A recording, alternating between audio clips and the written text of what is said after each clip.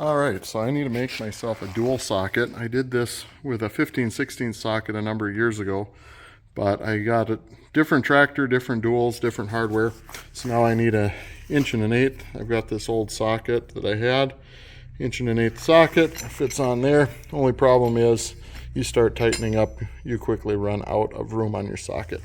So the solution, we're going to take the chop saw here, split this socket.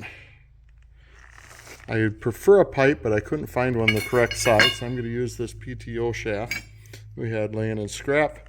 Cut out a chunk of it about this long and add that in the middle of the socket, and there we will have an extended socket. There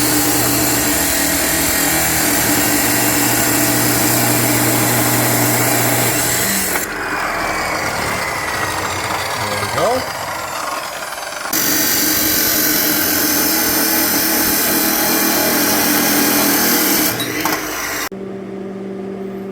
Didn't have my tripod to video the welding, but there you can still see it glowing red. Here it is. It isn't the prettiest, isn't the straightest, but it should work for what I need.